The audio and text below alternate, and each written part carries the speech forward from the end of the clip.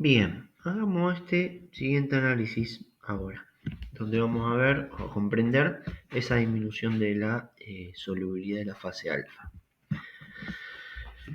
Como estamos en una región donde conviven dos fases, en este caso van a ser dos fases en estado sólido, pero son dos fases al fin, puedo aplicar lo que aprendimos que era la regla de la palanca o de los segmentos opuestos.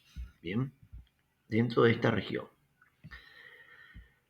Acuérdense en que para aplicar la regla de la palanca de los segmentos opuestos, tenía que trazar un segmento donde intersectaba la curva o las regiones donde están las dos fases que quiero conocer sus cantidades. En este caso van a ser la intersección de esa isoterma con la región alfa y con la región beta, porque tengo esas dos fases que quiero conocer sus cantidades. Y ese segmento va a representar la cantidad total del material que tengo. Ese segmento lo puedo subdividir en otros dos segmentos a partir de la composición nominal de la aleación que estoy analizando. Bien. Y cada uno de esos segmentos van a representar a una fase diferente. Recuerden, la regla de la palanca o de los segmentos opuestos significa que el segmento que no está en contacto con la fase alfa, es decir, este de mayor longitud va a representar la fase alfa y este otro de menor longitud va a representar a la fase beta.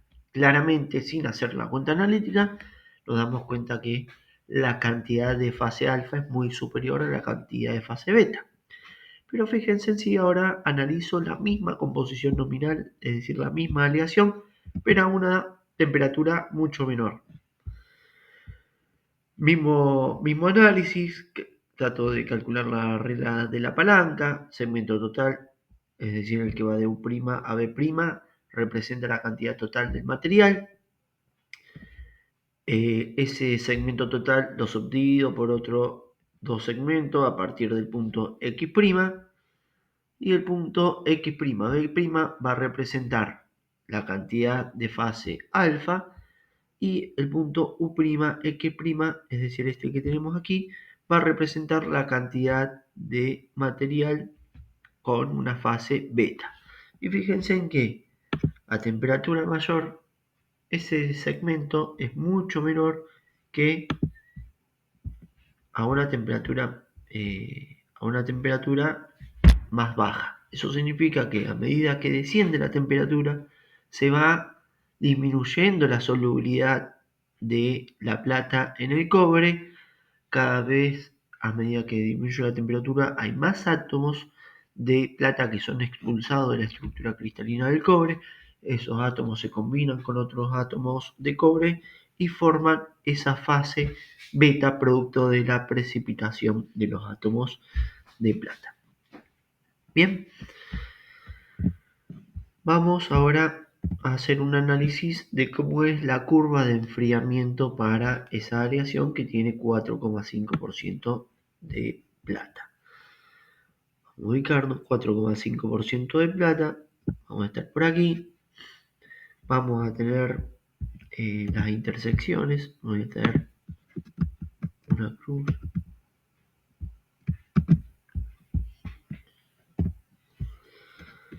vamos a tener una intersección por aquí, otra intersección por acá y otra intersección por acá.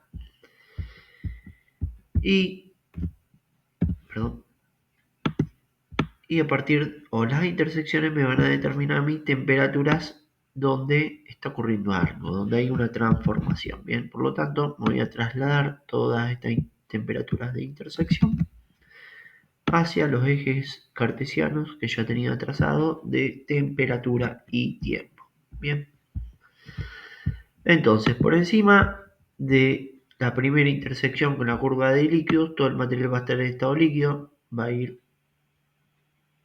a medida que disminuye la temperatura, se va enfriando hasta llegar a la curva de líquidos. Por debajo de la curva de líquidos va a comenzar la transformación del material de estado líquido a estado sólido. Acuérdense que esa transformación en la curva de enfriamiento lo observamos con un cambio de pendiente de la curva, bien, un cambio de pendiente hasta llegar a aproximadamente 1010 grados Celsius, donde se completa la solidificación.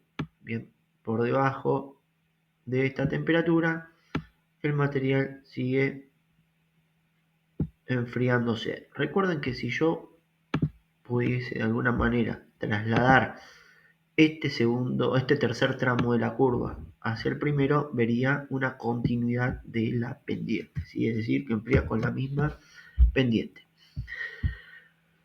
Decíamos, llegamos a la temperatura donde comienza o se satura la estructura cristalina del cobre con átomo de plata, es decir, que comienza a crecer esa segunda fase, que es la fase beta, producto de la disminución de la solubilidad.